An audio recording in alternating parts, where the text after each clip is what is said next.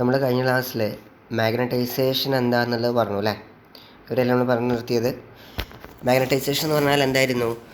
ഒരു ഒബ്ജക്റ്റിൻ്റെ മുകളിൽ മാഗ്നറ്റ് വെച്ചിട്ട് റബ്ബ് ചെയ്ത് കഴിഞ്ഞാൽ, ഉരസിക്കഴിഞ്ഞാൽ ആ വസ്തുവിന് മാഗ്നറ്റിൻ്റെ ഒരു ഫോഴ്സ് കിട്ടും, അല്ലെങ്കിൽ മാഗ്നറ്റ് ആയിട്ട് മാറും. അതിനെയാണ് നമ്മൾ മാഗ്നറ്റൈസേഷൻ എന്ന് പറയുന്നത് അല്ലേ? ഇന്ന് നമ്മൾ കുറച്ച് വാക്കുകൾ പരിചയപ്പെടാൻ പോവുകയാണ്. അതിലൊന്നാണ് മാഗ്നറ്റിക് ഫീൽഡ് എന്നുള്ളത്.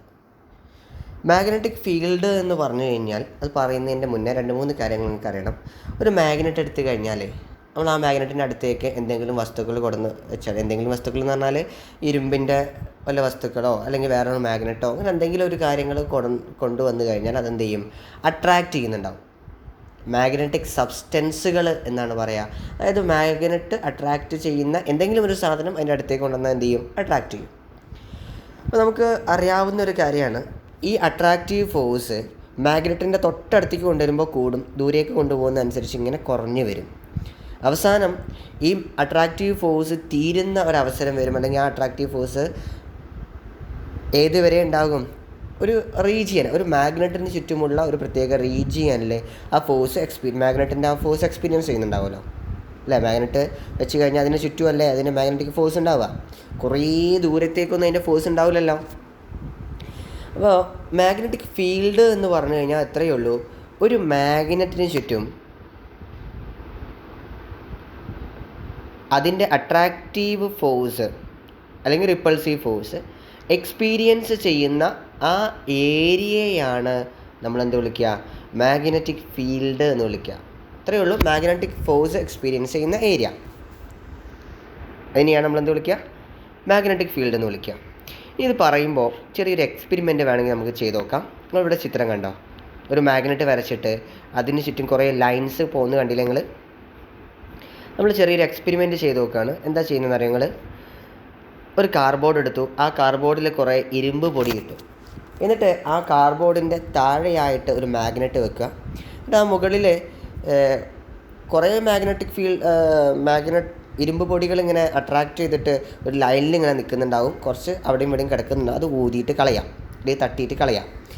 അപ്പോൾ നമുക്ക് അതിൽ നോക്കിക്കഴിഞ്ഞാൽ, കാർഡ്ബോർഡിൻ്റെ മുകളിലേക്ക് നോക്കിക്കഴിഞ്ഞാൽ ഇരുമ്പ് പൊടികൾ ഇവിടെ ചിത്രത്തിൽ കാണുന്ന ഒരു ലൈനുകളില്ലേ, ഈ ലൈനിൻ്റെ പോലെ ഇങ്ങനെ നിൽക്കുന്നുണ്ടാവും. അതിൻ്റെ അർത്ഥം എന്താ? അതെന്താ നമുക്ക് മനസ്സിലാക്കാൻ പറ്റുക? ഈ മാഗ്നറ്റിൻ്റെ അട്രാക്റ്റീവ് ഫോഴ്സ് എങ്ങനെയാണ് എക്സ്പീരിയൻസ് ചെയ്യുന്നത്? ആ ലൈനിലൂടെ മാത്രമാണ് എക്സ്പീരിയൻസ് ചെയ്യുന്നത്. ആ മാഗ്നറ്റിൻ്റെ അട്രാക്റ്റീവ് ഫോഴ്സ് എക്സ്പീരിയൻസ് ചെയ്യുന്ന ഇതിൽ കൂടെ മാത്രമാണ്, ആ ലൈനുകളിലൂടെ മാത്രമേ എന്ത് ചെയ്യുന്നുള്ളൂ? അട്രാക്റ്റീവ് ഫോഴ്സ് എക്സ്പീരിയൻസ് ചെയ്യുന്നുള്ളൂ. അതുകൊണ്ടാണ് എന്ത് ചെയ്യാത്തത്? അതുകൊണ്ടാണ് നമ്മൾ മറ്റു സ്ഥലത്ത്, അതായത് ഈ ലൈനിലല്ലാണ്ട് അതിൻ്റെ ഇടയിലൊന്നും എന്തില്ല? അട്രാക്റ്റീവ് ഫോഴ്സ് ഇല്ല. അതുകൊണ്ടാണ് അതിൻ്റെ ഇടയിലൊന്നും ഇരുമ്പ് പൊടി പറ്റിപ്പിടിച്ച് ഇരിക്കാത്തത്. ഓക്കെ, അപ്പോൾ ഈ ലൈനിൽ മാത്രമല്ലേ മാഗ്നറ്റിക് ഫോഴ്സ് എക്സ്പീരിയൻസ് ചെയ്യുന്നുള്ളൂ. ആ ലൈനിനെ നമ്മൾ വിളിക്കുന്ന പേരാണ് മാഗ്നറ്റിക് ഫീൽഡ് ലൈൻസ്, അല്ലെങ്കിൽ മാഗ്നറ്റിക് ലൈൻസ് ഓഫ് ഫോഴ്സ് എന്ന് വിളിക്കാറുണ്ട്. എന്താ വിളിക്കുക? മാഗ്നറ്റിക് ഫീൽഡ് ലൈൻസ് അല്ലെങ്കിൽ മാഗ്നറ്റിക് ലൈൻസ് ഓഫ് ഫോഴ്സ് എന്ന് നമ്മൾ വിളിക്കുന്നുണ്ട്. അപ്പോൾ ഇവിടെ ഈ ചിത്രത്തിൽ കണ്ടാലും അല്ലെങ്കിൽ നമ്മൾ ആ ഇരുമ്പ് പൊടി വെച്ച് നോക്കിയാലും ഒക്കെ കുറേ ലൈനുകൾ കാണാൻ പറ്റും. ഈ ലൈൻ ഏത് വരെ ഉണ്ടാവുമെന്ന് അറിയാം നിങ്ങൾ? എവിടെയൊക്കെയാണോ മാഗ്നറ്റിൻ്റെ ഫോഴ്സ് എക്സ്പീരിയൻസ് ചെയ്യുന്നത് അവിടെയൊക്കെ ഈ ലൈനുകൾ ഉണ്ടാവും. എന്ന് പറഞ്ഞാൽ മാഗ്നറ്റിക് ഫീൽഡിൽ മൊത്തമായിട്ട് മാഗ്നറ്റിക് ഫീൽഡ് ലൈൻസ് ഉണ്ടാവും. അപ്പോൾ മനസ്സിലായിട്ടുണ്ടാവും എന്ന് വിചാരിക്കണം. മാഗ്നറ്റിക് ഫീൽഡ് എന്ന് പറഞ്ഞു കഴിഞ്ഞാൽ മാഗ്നറ്റിൻ്റെ ഫോഴ്സ് എക്സ്പീരിയൻസ് ചെയ്യുന്ന ആ ഏരിയയാണ് നമ്മൾ മാഗ്നറ്റിക് ഫീൽഡ് എന്ന് പറയാം. അവിടെ മാഗ്നറ്റിക് ഫോഴ്സ് എക്സ്പീരിയൻസ് ചെയ്യാനുള്ള കാരണം അവിടേക്ക് എന്തുണ്ടായത് കൊണ്ടാണ്? മാഗ്നറ്റിക് ലൈൻസ് ഓഫ് ഫോഴ്സ് അല്ലെങ്കിൽ മാഗ്നറ്റിക് ഫീൽഡ് ലൈൻസ് ഉണ്ടായത് കൊണ്ടാണ്. അപ്പോൾ നമുക്ക് തിരിച്ചും പറയാം, മാഗ്നറ്റിക് ഫീൽഡ് ലൈൻസ് ഉള്ള ആ ഏരിയയാണ്, ആ സ്ഥലത്തിനെയാണ് നമ്മൾ മാഗ്നറ്റിക് ഫീൽഡ് എന്ന് പറയാം. അങ്ങനെ നമുക്ക് മാഗ്നറ്റിക് ഫീൽഡിന് ഡെഫിനിഷൻ കൊടുക്കാൻ പറ്റും. ഇനി ഇതിനൊരു ഡയറക്ഷനും കൂടി നമ്മൾ കൊടുത്തിട്ടുണ്ട്. മാഗ്നറ്റിക് ഫീൽഡ് ലൈൻസിന് അല്ലെങ്കിൽ മാഗ്നറ്റിക് ഫീൽഡിന് നമ്മൾ കൊടുക്കുന്ന ഡയറക്ഷൻ എന്ന് പറയുന്നത് N എന്ന് സ്റ്റാർട്ട് ചെയ്തിട്ട് എസ്സിലേക്കാണ്. ഇത് എക്സാമിന് ചോദിക്കുന്നതാണ് കേട്ടോ. മാഗ്നറ്റിക് ഫീൽഡിൻ്റെ ഡയറക്ഷൻ എങ്ങനെയാണ്, അല്ലെങ്കിൽ മാഗ്നറ്റിക് ഫീൽഡ് ലൈൻസിൻ്റെ ഡയറക്ഷൻ എങ്ങനെയാണ്, അല്ലെങ്കിൽ മാഗ്നറ്റിക് ലൈൻസ് ഓഫ് ഫോഴ്സിൻ്റെ ഡയറക്ഷൻ എങ്ങനെയാണ് ചോദിച്ചു കഴിഞ്ഞാൽ ആൻസർ എന്താണ്? North to south. എന്നിൽ നിന്നും തുടങ്ങും, സൗത്തിൽ അവസാനിക്കും. നോർത്തിൽ നിന്നും തുടങ്ങിയിട്ട് സൗത്തിൽ അവസാനിക്കുകയാണ് ചെയ്യുക. ഇവിടെ അടുത്തൊരു വാക്കാണ്, ഇപ്പോൾ 2 വാക്കുകൾ നിങ്ങൾ പഠിച്ചു. ഏതൊക്കെ? മാഗ്നറ്റിക് ഫീൽഡ് ലൈൻ അല്ലെങ്കിൽ മാഗ്നറ്റിക് ലൈൻസ് ഓഫ് ഫോഴ്സ്. അടുത്ത് നമ്മൾ ഉപയോഗിക്കുന്ന ഒരു വാക്കാണ് magnetic flux density. Magnetic flux density എന്ന് പറഞ്ഞു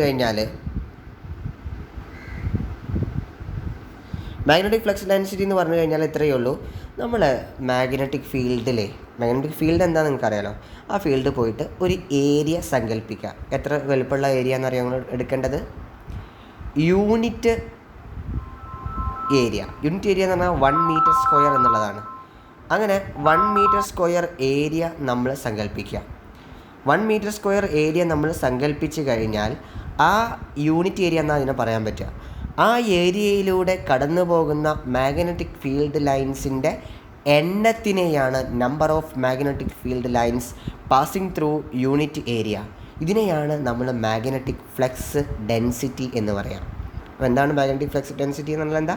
യൂണിറ്റ് ഏരിയയിലുള്ള കൂടെ കടന്നു പോകുന്ന മാഗ്നറ്റിക് ഫീൽഡ് ലൈൻസിൻ്റെ എണ്ണം, number of magnetic field lines passing through unit area. ഇതിനെയാണ് മാഗ്നറ്റിക് ഫ്ലക്സ് ഡെൻസിറ്റി എന്ന് നമ്മൾ പറയാം.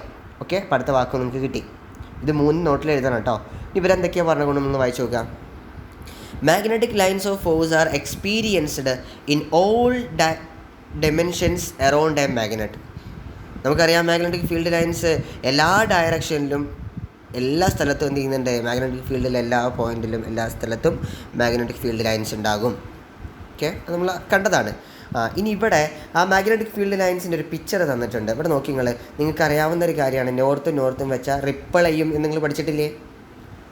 അല്ലേ? നമുക്കറിയാം നോർത്തിൽ നിന്നും മാഗ്നറ്റിക് ഫീൽഡ് ലൈൻസ് നോർത്തിൽ നിന്നും തുടങ്ങിയിട്ട് സൗത്തിൽ അവസാനിക്കുകയാണ് ചെയ്യുക. ഫസ്റ്റത്തെ പിക്ചറിൽ എന്ന് പറഞ്ഞ പിക്ചറിൽ 2 മാഗ്നറ്റിൻ്റെയും നോർത്ത് സൈഡാണ് വെച്ചിട്ടുള്ളത്. അത് അട്രാക്റ്റ് ചെയ്യോ റിപ്പിൾ ചെയ്യും അല്ലേ? ഇനി അതിൻ്റെ മാഗ്നറ്റിക് ഫീൽഡ് ലൈൻസ് പോയിട്ടുള്ളത് കണ്ടോ നിങ്ങൾ? 2 കൂടി എവിടെയെങ്കിലും കൂട്ടിമുട്ടിയിട്ടുണ്ടോ? കൂട്ടിമുട്ടിയിട്ടില്ല, 2 റിപ്പിൾ ചെയ്തിട്ട് പോയിട്ടുണ്ട്.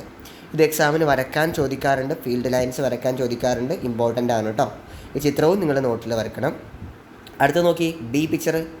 നോർത്തും സൗത്തുമാണ് വെച്ചിട്ടുള്ളത്. 2 കൂടി നോർത്തിൽ നിന്നും തുടങ്ങി സൗത്തിൽ അവസാനിക്കുകയാണ് മാഗ്നറ്റിക് ഫീൽഡ് ലൈൻസ് ചെയ്യുന്നത്. ഓക്കെ, അപ്പോൾ എങ്ങനെയാണ് മാഗ്നറ്റിക് ഫീൽഡ് ലൈൻസ് ഉണ്ടാവുക? ഈ 2 പിക്ചറും ഇമ്പോർട്ടൻ്റ് ആണ്, നോട്ടിൽ വരക്കണം. ഇനി മാഗ്നറ്റിക് ഫീൽഡ് ലൈൻസിൻ്റെ പ്രത്യേകതകൾ എന്തൊക്കെയാണ് എന്നുള്ളത് ഇവിടെ പറഞ്ഞിട്ടുണ്ട്, അതും നോട്ടിൽ എഴുതണം. Magnetic lines of force do not intersect one another. അതൊരു പോയിൻ്റാണ്. എന്ന് പറഞ്ഞു കഴിഞ്ഞാൽ മാഗ്നറ്റിക് ഫീൽഡ് ലൈൻസ് ഒരു ലൈനും അടുത്ത ലൈനും കൂടി ഒരിക്കലും കൂട്ടിമുട്ടൂല. നിങ്ങൾ നോക്കി, ഈ ചിത്രത്തിൽ എവിടെയെങ്കിലും കൂട്ടിമുട്ടിയിട്ടുണ്ടോ? ഇനി വേണ്ട, മുകളിൽ നമ്മളൊരു ചിത്രം കണ്ടില്ലേ, അതിൽ നോക്കി നിങ്ങൾ എവിടെയെങ്കിലും കൂട്ടിമുട്ടിയിട്ടുണ്ടാവും. നിങ്ങൾക്ക് അവിടെ എന്നിലും എസ്സിലും കൂട്ടിമുട്ടിയതുപോലെ തോന്നുന്നുണ്ടാവും. ശരിക്കും അവിടെയും എന്ത് ചെയ്യുന്നില്ല? കൂട്ടിമുട്ടുന്നില്ല. അടുത്തുകൂടെ അങ്ങനെ പോകുന്നുണ്ട് എന്നല്ലാണ്ട് ഒരിക്കലും എന്ത് ചെയ്യുന്നില്ല? Never intersect. അതൊരിക്കലും കൂട്ടിമുട്ടൂല. Magnetic lines of force do not intersect one another. ഒന്ന് മറ്റൊന്നുമായിട്ട് ഒരിക്കലും കൂട്ടിമുട്ടൂല. അടുത്തത്, magnetic lines of force bend sidewise when like poles of magnet come near each other.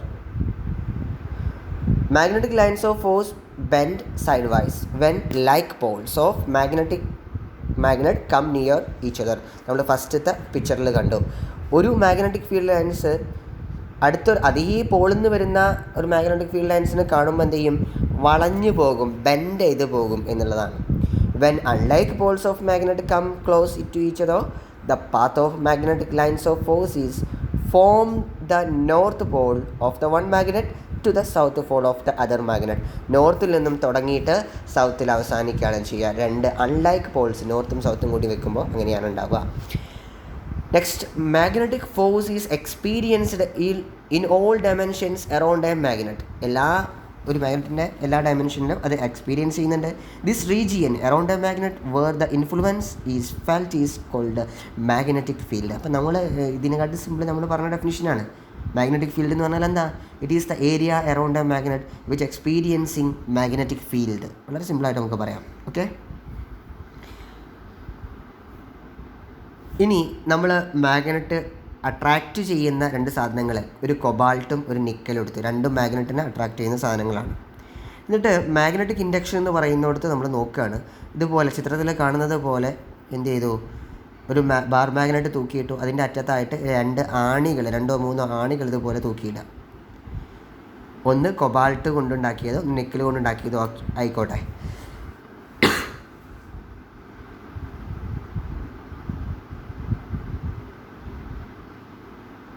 Okay. എന്നിട്ട് ഒന്നാമത്തെ പിക്ചറിൽ ഇതുപോലെ തട്ടിച്ച് വെക്കുക. അപ്പോൾ എന്ത് ചെയ്യും, അവിടെ നോക്കി നിങ്ങൾ 3 ആണികളുണ്ട്. അതിൽ ഒന്നാമത്തെ ആണി മാഗ്നറ്റിൻ്റെ ആയിട്ട് അട്രാക്റ്റ് ചെയ്തിട്ടുണ്ട്. രണ്ടാമത്തെ ആണി കിടക്കുന്നത് ഒന്നാമത്തെ ആണിയുമായിട്ട് അട്രാക്റ്റ് ചെയ്തിട്ടാണ്, മാഗ്നറ്റുമായിട്ട് കോണ്ടാക്റ്റ് ഇല്ല, ഒന്നാമത്തെ ആണിയുമായിട്ട് അട്രാക്റ്റ് ചെയ്തിട്ട്. മൂന്നാമത്തെ ആണിയും രണ്ടാമത്തെ ആണിയുമായിട്ടാണ് ടച്ച് ഉള്ളത്. നോക്കി നിങ്ങൾ അല്ലേ. അതായത് ഇവിടെ എന്തുണ്ടായി, നമ്മൾ ഒരു മാഗ്നറ്റ് എടുത്തു. ആ മാഗ്നറ്റിൻ്റെ അറ്റത്തായിട്ട് ഒരു ആണി കൊണ്ടുവന്ന് വെച്ചപ്പോൾ ആ ആണിക്ക് ഒരു കാന്തശക്തി കിട്ടി, മാഗ്നറ്റിക് ഫോഴ്സ് കിട്ടി. ആ മാഗ്നറ്റിൻ്റെ ശക്തി കൊണ്ട് അടുത്ത ആണി എന്ത് ചെയ്യുന്നുണ്ട്, ഒന്നാമത്തെ ആണിയെ അട്രാക്റ്റ് ചെയ്യുകയാണ്. ഒന്നാമത്തെ മാഗ്നറ്റിനല്ല അട്രാക്റ്റ് ചെയ്യുന്നത്, ആണിയുമായിട്ടാണ് അട്രാക്ഷൻ ഉള്ളത്. ഇനി മൂന്നാമത്തെ ആണി നോക്കി നിങ്ങൾ, രണ്ടാമത്തെ ആണിയുമായിട്ടാണ് അട്രാക്റ്റ് ചെയ്യുന്നത് അല്ലേ.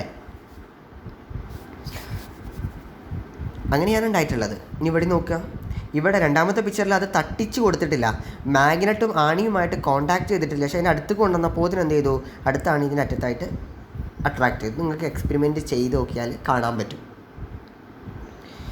ഇവിടെ ആ ആണി മാഗ്നറ്റായിട്ട് മാറി അല്ലേ. രണ്ടാമത്തെ ആണി അല്ലെങ്കിൽ ഒന്നാമത്തെ ആണിൻ്റെ ആയിട്ട് മാറി, മാഗ്നറ്റായിട്ട് മാറി. മാഗ്നറ്റായിട്ട് മാറുന്നൊരു സംഭവം മുന്നേ നമ്മൾ പറഞ്ഞിട്ടുണ്ട്, ബൈ റബ്ബിങ് മാഗ്നറ്റൈസേഷൻ എന്ന് പറഞ്ഞിട്ടുണ്ടായിരുന്നു. അതെങ്ങനെയായിരുന്നു, ഒരു മാഗ്നറ്റ് എടുത്തിട്ട് ഒരസിയിട്ട് ആ ഒബ്ജക്റ്റിനെ മാഗ്നറ്റ് ആക്കിയിട്ട് മാറ്റുകയാണെങ്കിൽ മാഗ്നറ്റൈസേഷൻ എന്ന് പറയും. ഇവിടെ ഒരസിയിട്ടൊന്നുമില്ല, വെറുതെ അടുത്തേക്ക് കൊണ്ടുവന്നിട്ടുള്ളൂ, അല്ലെങ്കിൽ അതിന് തട്ടിച്ച് വെച്ചിട്ടുള്ളൂ.